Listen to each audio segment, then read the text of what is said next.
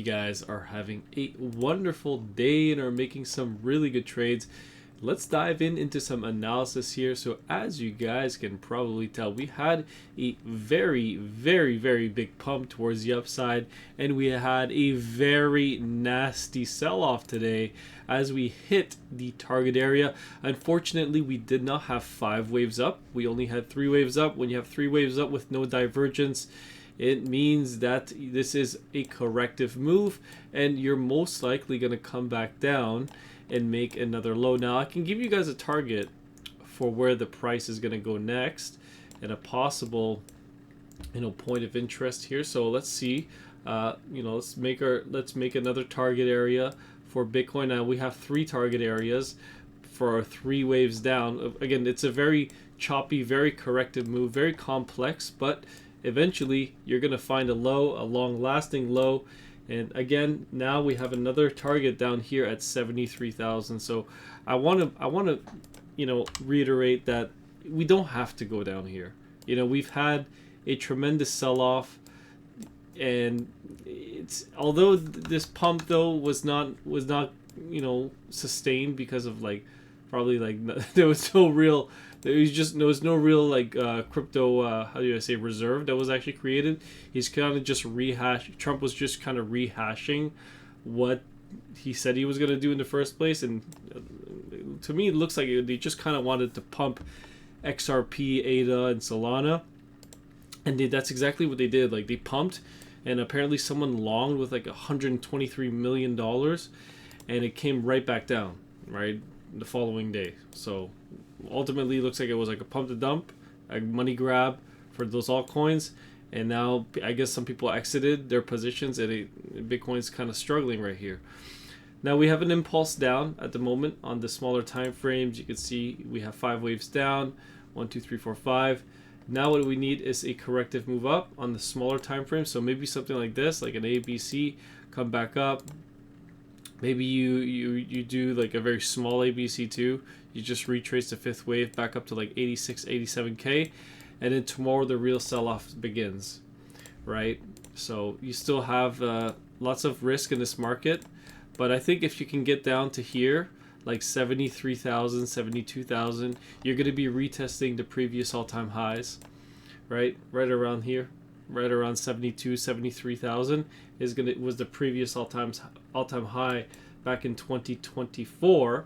That would be a severe retest, and I think at that point you'd have full-on capitulation. People will panic out because now you're breaking the 200-day again, and you'd rip back up though. I think it would be a quick move in, quick move out. If not, then yeah, maybe we got bigger problems here, and we'll have to see. Talking about indicators, let's take a look at wave edge. I was actually talking to Thomas just now from Team Underground, but let me see here. Let's take a look at 84,000. Let's see, daily time frame, see if anything has changed. Let me double check. 84,290. Yep, nothing new, nothing right now. Just got a green X right there after the pump. I'm still using wave edge version 1. I find that it works really nicely on the smaller time frames. Sorry, I'm getting a lot of messages right now, Thomas. There we go. So let's see here. You can actually see on the smaller time frames, wave edge was able to see a huge amount of buying coming in right before the pump towards the upside, and this was actually when they were opening those 50x longs. So you actually got a big surge up. That's when they were opening their longs. And now you can see that they started to dump on the 50-minute time frame on wave edge 2 version 2, the newer one. You can see that they were just dumping right at the highs around 94,800. They faded the highs here and then came back down. Sorry, I wouldn't say faded the highs. They came back up with a corrective move up higher, and then now the collapse ensued. Now I think we're going to get a corrective move back up. To what extent that's going to be, I'm unsure.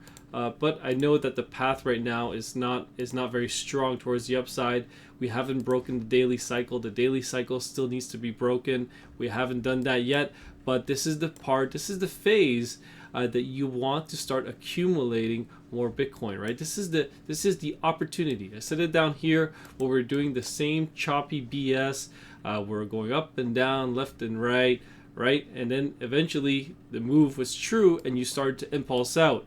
Now we're doing the same choppy thing, coming back down, shaking people out, and it's going to be the same situation. We're going to come back up and impulse out, and probably going to head over to 200K, something like that. It depends, usually in these big moves higher, sometimes the targets can exceed our expectations. I think when we were trading Bitcoin down here, right around the 60K level, I say down here, but at the time it was up here. I thought that we might have like peaked around like 40, 50, and then just went to 60, 64, 65, and then we went to 69 again. So sometimes it could exceed your expectations. So maybe Bitcoin even goes past 200K, maybe it goes to 300, but we're not there yet. Right now we're at 84, and again, just the fact that we've reached 84,000, we've reached 110,000 in Bitcoin is an achievement of itself. I remember so many Peter Schiff videos. He kept saying BTC would never hit 100,000. It's never gonna be there. And then we hit 110. It's like okay, now he's gonna say it's never gonna hit 1 million. And then maybe 10 years from now we hit $1 million. And it's gonna be interesting. We'll have to see what the markets have for us in store then. But right now, weekly time frame still looking a little bit weak. 16 and a -5 on the dual band strength index. The 4-day hasn't formed a significant bottom just yet, but we're looking for those larger time frames. Green dot signaling a significant bottom has been put into place. The 3-day isn't there yet. The 2-day actually did hit a nice little bottom here, but again, with this dump, it could ensue more bearish dual band strength index numbers, just like that daily time frame. Where we're super bullish after this pump, and now we're bearish. We're flipping back bearish. The 12-hour time frame has a blood diamond with a 20 and a -3, not looking good. The 6-hour is also looking pretty bearish at the moment. That's why I'm saying that we could actually have one more whipsaw low coming down to 73K, maybe even breaking this pivot, stopping everyone out, and then finally running it back up once again. But ultimately, I think this should be a long lasting low, right? If we were to get down here, then yeah, this area right here would be a long lasting low if we were ever to to hit it. And it doesn't have to hit it, just an idea that I have right now for my for my members inside the Discord as well. Let's see here.